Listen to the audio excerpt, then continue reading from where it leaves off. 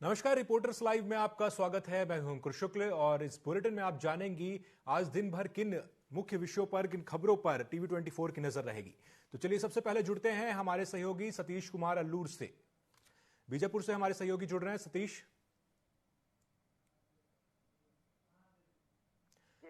आज क्या कुछ खास होने वाला है बीजापुर में? जी जी जी बिल्कुल। देखिए अंकुर जी, मैं आपको बता दूं कि बीजापुर जिले में जो है काफी ज्यादा धर्म संकट अब बनने लगा है, क्योंकि डीएमएफ का जो मद है उस मद की राशि जो है अब तक आवंटित नहीं हो पा रही है जिले को, और इससे जो है काफी ज्यादा गहरा संकट पैदा होने लगा है। क्योंकि जिले का जो सबसे ज्यादा आय जिसमें आता है, सबसे ज्यादा जो व्यय जिसमें किया जाता है वो डीएमएफ की राशि है, और डीएमएफ की राशि से ही जो है जिले का विकास और अन्य चीजों में ध्यान आकर्षित किया जा सकता था। लेकिन पिछले काफी लंबे समय से जो है डीएमएफ की राशि बंद हो चुकी है, जिले को मिलना आवंटित होना बंद हो चुका है, जिससे सबसे बड़ा समस्या जो है वो स्वास्थ्य सेवाओं में देखने को मिल रहा है। स्वास्थ्य सेवाएं लगभग पूरी तरीके से ठप होती नजर आ रही है। वहीं डॉक्टरों का जो है वो अब पलायन करते नजर आ रहे हैं। डॉक्टर अब अपनी नौकरी छोड़ करके वापस जा रहे हैं, रिजाइन करते नजर आ रहे हैं। अभी तक फिलहाल जिस जानकारी आ रही है कि 3 डॉक्टरों ने अपनी रिजाइन दे दी है। और वहीं शिक्षा क्षेत्र में भी इसकी जो है बहुत ज्यादा खामी देखने को मिल रही है, क्योंकि शिक्षा में भी इससे जो है काफी ज्यादा बदलाव देखने को मिलता था। क्योंकि डीएमएफ की राशि से कई जो बंद शालाएं, बंद स्कूलों की जो खोला गया था, उनमें शिक्षा दूतों को नियुक्ति किए गए थे। शिक्षा दूतों को नियुक्ति करने पर उनके जो वेतन जो बनते हैं वो 12,500 रुपए वेतन जिनको दिया जाना है, वो वेतन भी 4-5 महीने से मिल नहीं रहा है। तो ऐसे में जो शिक्षा के अलग जगाने का जो प्रयास सरकार की तरफ से किया गया था, वो प्रयास भी कहीं ना कहीं अब ठप होता नजर आ रहा है। तो इस प्रकार से देखा जाए तो पूरा का पूरा विकास जो है वो कार्य क्षेत्र जो है अब बिल्कुल बंद पड़ गया है, क्योंकि अब डीएमएफ की राशि आवंटित नहीं हो रही है, जिससे डॉक्टर्स तो रिजाइन दे ही रहे हैं, उसके अलावा जो शिक्षा क्षेत्र है वहां पर भी मुश्किलों का पैदा होता नजर आ रहा है। तो वहीं विकास की जो गति है वो भी कहीं ना कहीं लगाम लगती नजर आ रही है। मुख्य रूप से जो सड़क के किनारे जो जितने भी गांव है, जो क्षेत्र है, जिनको विकास के लिए, डेवलपमेंट के लिए जिनका डीएमएफ की राशि का उपयोग किया जाता था, वो राशियां पूरी से पूरी बंद हो चुकी हैं।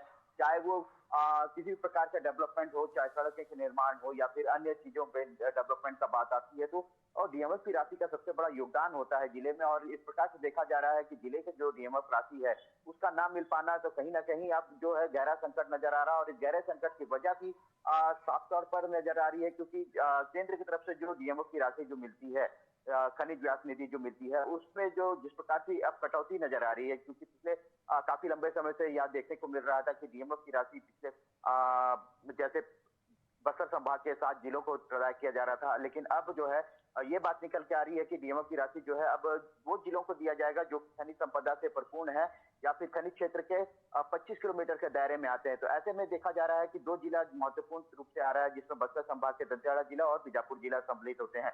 लेकिन बीजापुर जिले में भी दुविधा यह है कि जो क्षेत्र जो 25 किलोमीटर के दायरे में आ रहे हैं वो नक्सल पूरा पीड़ित क्षेत्र है, और यह क्षेत्र बीजापुर ब्लॉक के गंगलू क्षेत्र के अंतर्गत आता है, जिसमें काफी ज्यादा नक्सल गतिविधियों की वजह से उस क्षेत्र को विकास कर पाना अब तक मुनासिब नहीं हो पा रहा था। लेकिन अब मुनासिब हो सकता है, क्योंकि कैंप लगातार बैठे गए हैं और कैंप बैठने के बाद में सुरक्षा व्यवस्था भी तगड़ी इंतजाम की गई है। लेकिन उसके बावजूद अगर जब राशि आवंटित होगी तो ही विकास हो पाएगा, इस पर ध्यान देना पड़ेगा। और केंद्र सरकार की तरफ से और राज्य सरकार की तरफ से एक पहल की जानी चाहिए कि जिससे डीएमएफ की राशि का आवंटन सही तरीके से हो पाए, और इसकी निगरानी भी सतर्कता पूर्वक होनी चाहिए, क्योंकि काफी लंबे समय से यह देखा जा रहा था कि डीएमएफ की राशि पर सेंध मारी जा रही है, काफी बड़ा भ्रष्टाचार हो रहा था। और इन भ्रष्टाचारों का आरोप को देखते हुए ही ये डीएमएफ की राशि को जो है काफी कटौती की गई और बंद कर दिया गया एकाएक।